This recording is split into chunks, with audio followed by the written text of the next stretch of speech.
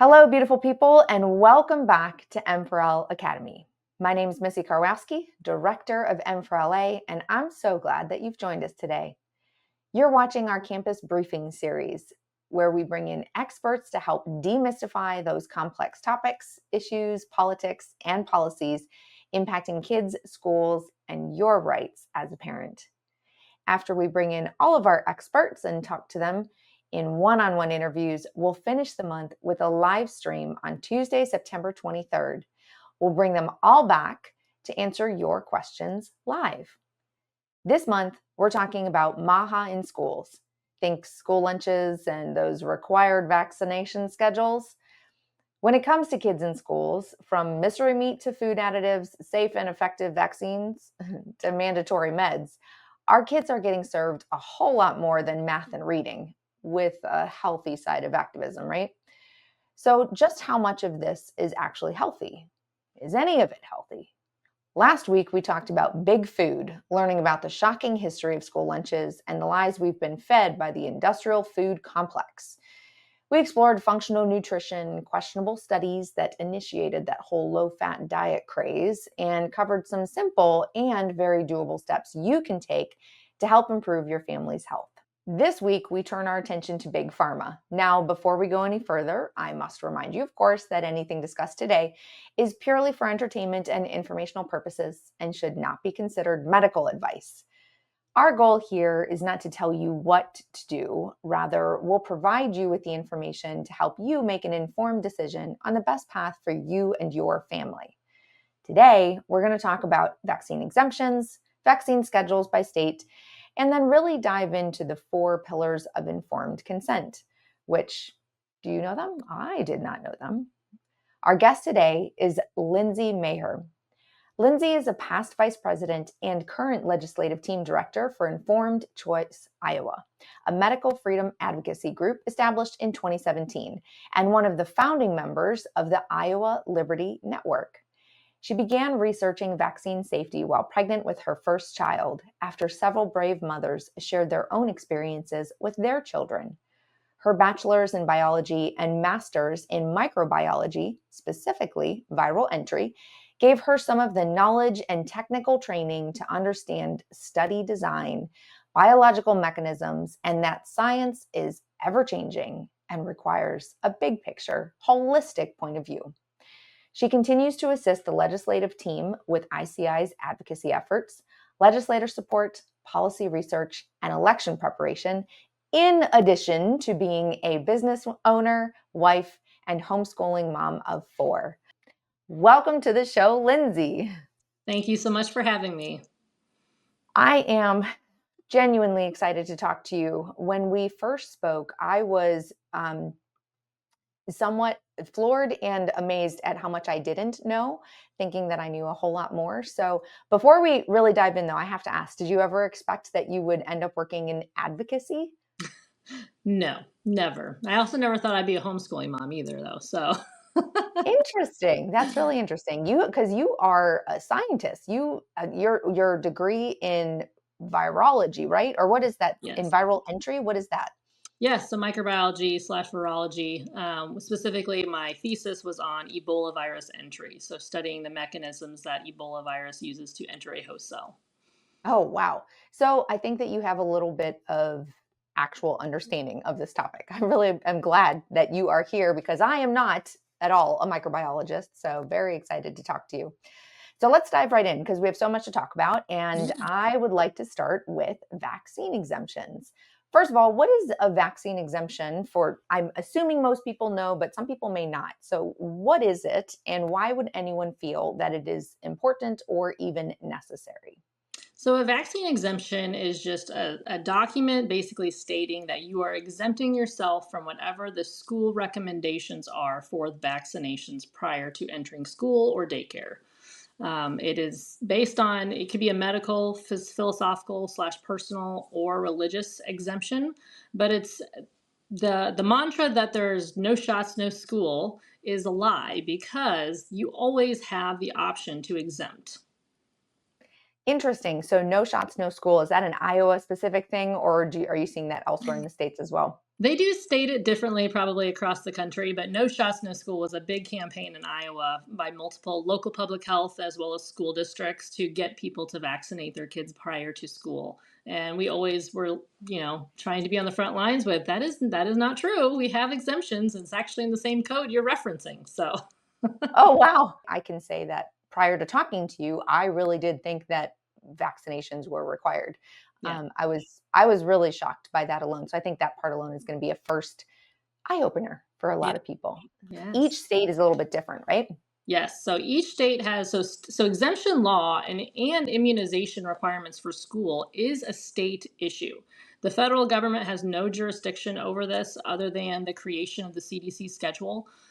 So your state is going to be the one to dictate whether or not there's going to be a requirement for or a recommendation for schools shots and whether or not there are exemptions. So as you can see here by this map, this was put out by National Vaccine Information Center.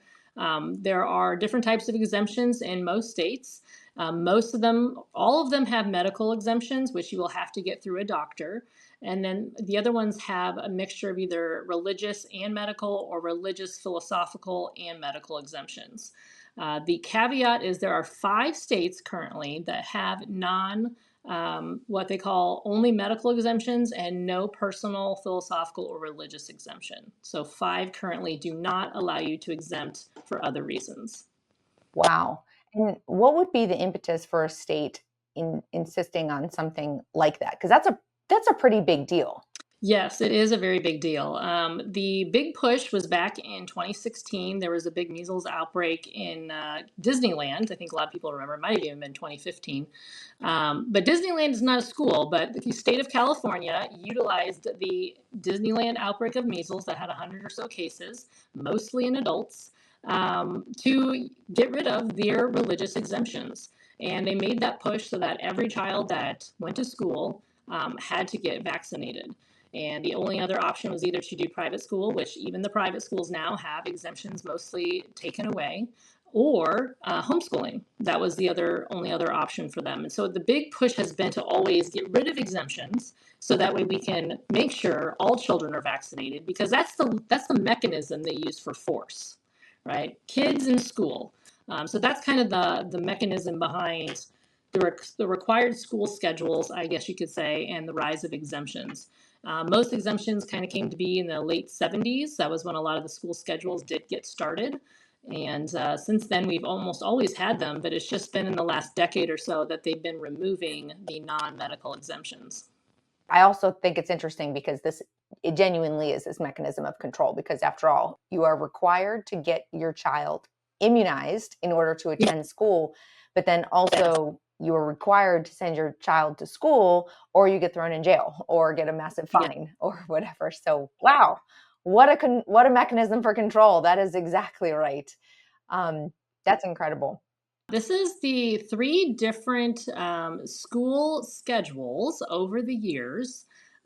This is a graphic put together by Oh, Stand for All Freedom, but we love to compare like how much the schedule has grown over the years for children.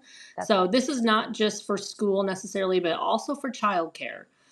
So daycare on up through school. But back in the 1960s, you had 3 vaccines there. In the 1980s, we had 3 vaccines with 7 different antigen or virus/bacteria we were vaccinating against, and 24 doses. And then lastly, right now we're at 72 doses Wow. before the age of 18. And that does not include COVID because they did remove that from the CDC schedule this year. This is what they're wanting parents to inject in their children during from baby all the way up through age 18.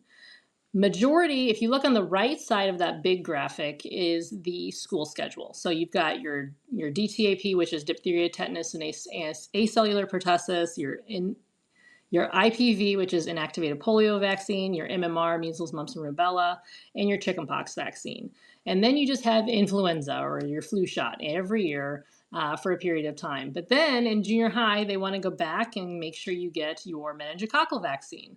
And Hmm. then the last recommendation is for HPV. Now, most states do not have HPV on there or the flu shot as a requirement for school.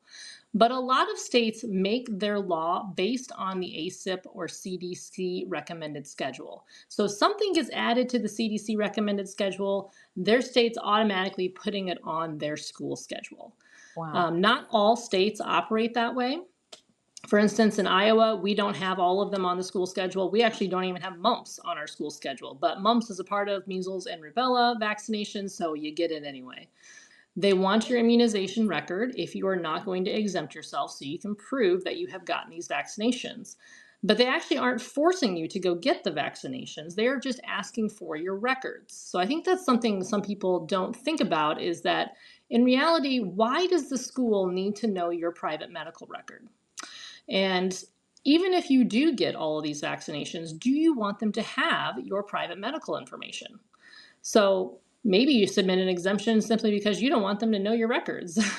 That's often what I tell people because if, like, especially in Iowa, we do not have to disclose what we're exempting ourselves from. We just can exempt ourselves and send that in. And we don't have to say, like, we have an issue with all of them or we have an issue with one of them. We actually just send one in and it covers them all. So the schedule itself has gotten a lot different than we were in school, I believe. And it's something to definitely give you pause and just, really question, are these really necessary for my children? And do I want to do all of them? Yeah, this is honestly one of the most shocking lists that I've seen. I did not realize just how vastly different it is. And this is, it, it should at minimum just give you pause to think, like you said. You need to, like, do you want everyone to know your health information, like your medical No. records? And the answer is no. So why are we giving it to, the school employee who's going to file it in a drawer and then pull it out for an auditor and then they're going to send that information into the state? Like, it's going to pass through a lot of different people's hands. And so most states, it's just an exemption. You're going to send that in instead of your immunization record. And so if you have that option, I just recommend you do it because number one, it's your private health information. It's none of their business. They really don't need to know because a lot of these don't actually stop transmission anyway. And some of these aren't even communicable in a school setting. So that's an incredibly important point that I think many people just completely gloss over, and when I say gloss over, I mean like on understanding. They don't Yeah. even realize that so many vaccinations do not stop the transmission of the disease. So can you clarify the different types of vaccinations? Because there are some that help stop the transmission, but then there's Yeah. some that don't. Yeah. So of the school vaccinations that actually are effective and stop transmission, those would be the live virus vaccinations, measles, mumps, rubella, and chickenpox. They are very effective because they're a live virus. They've been slightly altered from their wild type state, I should say. So, but you can actually still get the measles because of the vaccination or chickenpox from the vaccination, and you can shed that onto other people. And so you are basically getting a small dose to help your body start to develop an immunity to it. And they are effective at building antibodies. I will say that much. The rest of them, though, really are not effective long term. And including the ones I just mentioned, they also long term have waning immunity. So by the time you are in your 20s or 30s, you may not be immune anymore to the measles or to the chickenpox. Or in my case, the rubella vaccine was no longer in my system when I was pregnant, which is actually when you need the rubella protection, is from when you're pregnant, since there are potential issues with getting rubella as a pregnant woman, causing issues with your baby. So, all that to say, most of the vaccinations do not stop transmission. Your flu shot, there is no science to support that it disrupts transmission. And actually, it increases your ability to become more susceptible for other viral infections during the wintertime. Polio vaccine. Polio vaccine does not stop transmission. Diphtheria, tetanus, and pertussis does not stop transmission. Even with all the commercials that they love to post out there with, grandma, oh, you got to get your COVID, your DTP shot so that way you're DTaP so you can protect your new baby. Well, actually, that is a toxoid vaccine. You're only actually developing immunity to the toxins those bacteria make. So you actually are going to have an infection before your body recognizes that toxin, and you could be spreading it to other people. That is what actual asymptomatic carriers are. And some of these vaccines do that. The meningococcal vaccine, the COVID vaccine, as we all now know, also do not stop transmission. So while they are personal protection, they're not going to stop transmission in a community setting. That's why we still see whooping cough or pertussis outbreaks at schools. We see mumps outbreaks at schools. You see flu outbreaks all the time because these vaccines are just personal protection only. They do not stop communicable disease. So then Now, I will say, yeah, go ahead. I was just going to say, I have to ask, why would that message be pushed? Because that's pretty much what we're being told, right? That you have to do this. Wasn't that the big message during COVID, that you have to do it for the greater good? Well, that's the message that's always said, right? Is you have to do it for the greater good and care about everybody else. Yes, herd immunity is the big one that they push, and herd immunity is a theory, right? And all scientific theories can be tested and can be changed, and that is what science is all about, right? You test a theory, and it either strengthens it or refutes it. With herd immunity, it is most impactful when it's a natural live organism. So when you actually get immunity to COVID, you will probably be immune for a while until it mutates and changes. When you're trying to decide whether or not to do these vaccinations, how broad is that immunity going to be? How long is it going to last? And is it just really just a small drop in the bucket compared to everything else that's out there? Right? We don't vaccinate for adenovirus. We don't vaccinate for cytomegalovirus. We don't vaccinate for acidophobacter, right? There's a variety of things out there, and we're going to get way too nerdy if we keep going. But that's just something to think about. And with these vaccinations, especially like the sexually transmitted disease ones, HPV and Hep B, why are they required for daycare? Why are they required for school? These are not settings where we are going to be either injecting drugs or having sex. That is just not hopefully going to be happening in those situations. So these are not, Fingers crossed. yeah, exactly. So these are not appropriate for a child care or a school setting. This is something you should be talking to adults about when they are in that position that they want to take that on. Yeah, I completely agree. I think that makes a lot more sense. It's also going to sound a little silly to it when every time I think about this, I feel like this is one of the most obvious statements ever. What you just said. Why are we vaccinating children, for babies, for sexually transmitted diseases? Like, that's just, it's pretty wild. It is. But the history of it is pretty fascinating, I will say, which I'm going to encourage everyone to pick up the book that we have as our featured book club this month, the vaccine book. It tells a little bit, it goes into it a little bit more, but you also, I'm going to just shout out to the book that you recommended for us to read in getting some history on it, of Dissolving Illusions. Yeah. And there was a lot of interesting background information on the development of vaccinations, and not all of them, I don't think, but a whole heck of a lot of them. And that was really fascinating. So Yeah. in case people are interested in this, they should check those out. Yeah, and I will say, like, that history, like, even as a virologist, I was not getting that education during my graduate studies for the history of vaccines. You're given a Wow. very small snapshot of, like, hey, this is what they did, this is what Salk did, this is what Jenner did, but there's no actual broad picture of what were the numbers like, what happened, why did anti-vaccination leagues actually start during the smallpox epidemic and not in the late 1900s. So there's a lot to unfold there, and just you always have to have that big picture look, like I mentioned. So I love that. That is such a good point.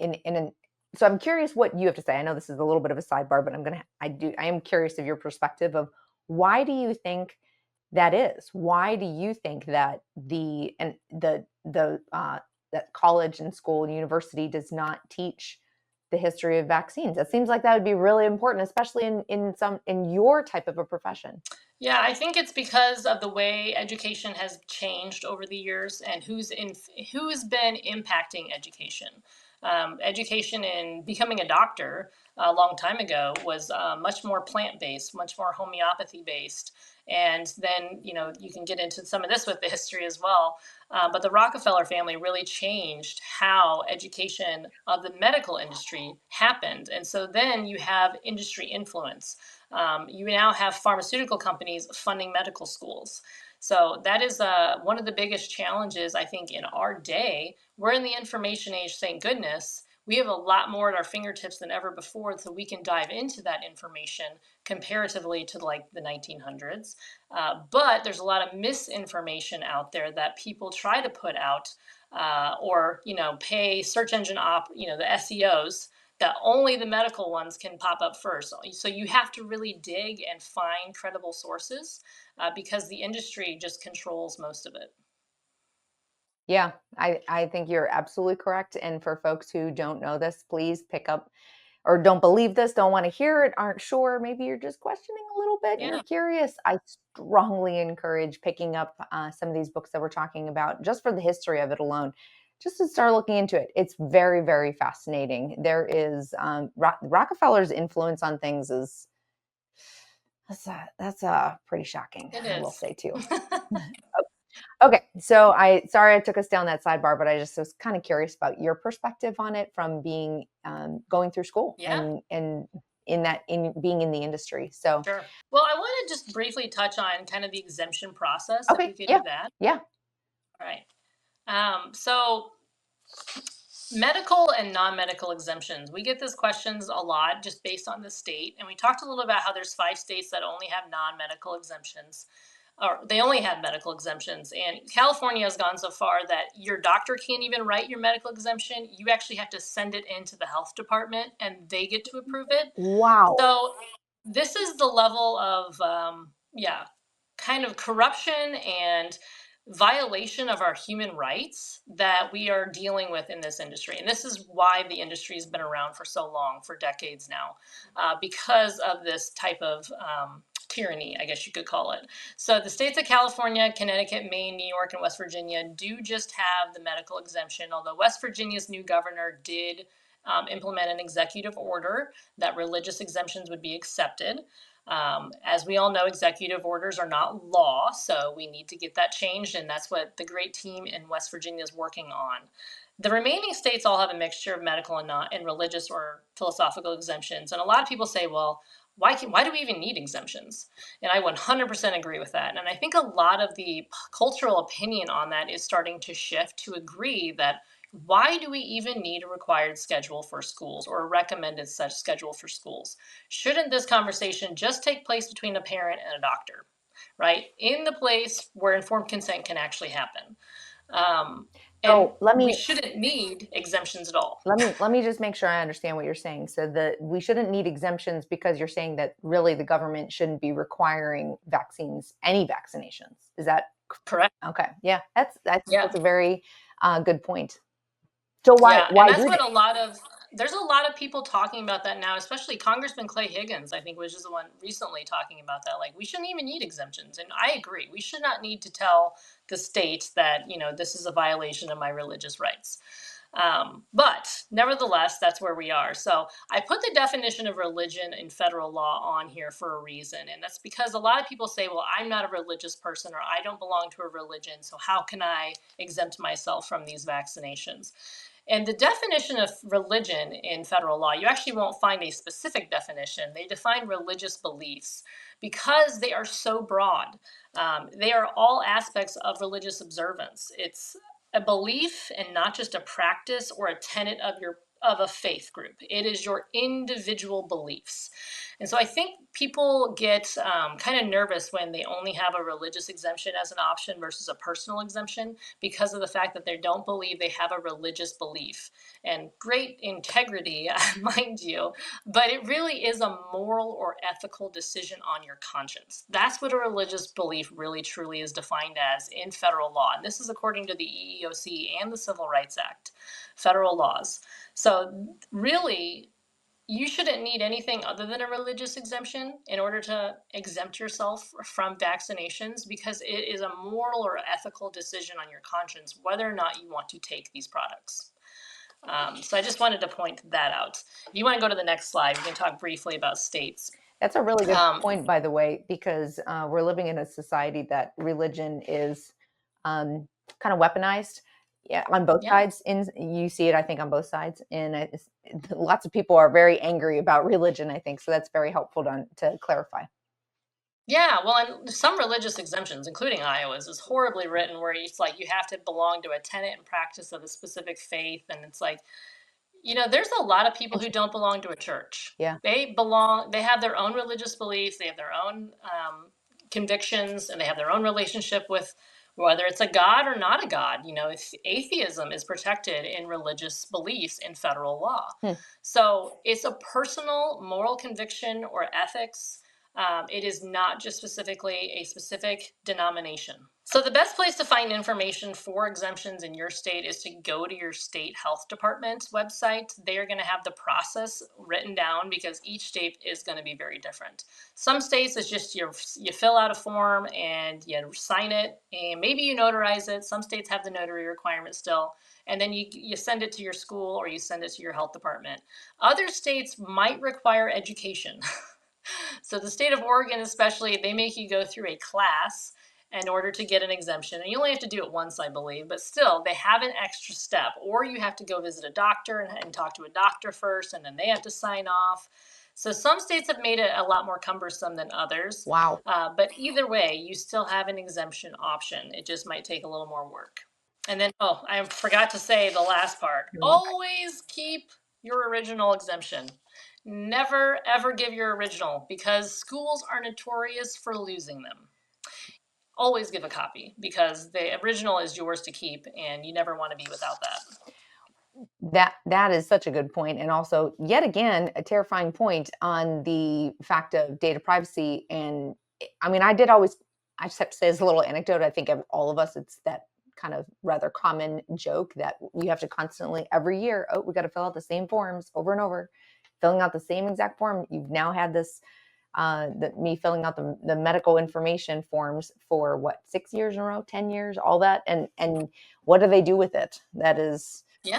That's pretty scary. That's for sure. We were just talking about data privacy in our back to school edition with Rebecca Meyer Worthern, and that's that is definitely something that schools don't do very well. So we'll just leave it at that. So I know next we have informed consent. Do we cover everything that folks should know when it comes to how to file exemptions, just considerations and the different types of exemptions that are available to them? I believe so. I mean, there's a lot out there, but your state health department or your state medical freedom group would have a lot of information on exemptions in your state and, how to file them, what to say. In some states, you might have to write your own statement. And so that is something where you can look online for advice on how to write an exemption statement yourself or with a pastor's help if you need a religious exemption form, or I should say statement. But for the most part, that is the basics of exemptions, and they are not as daunting as they may seem, and they are definitely worth it. Yeah, I agree.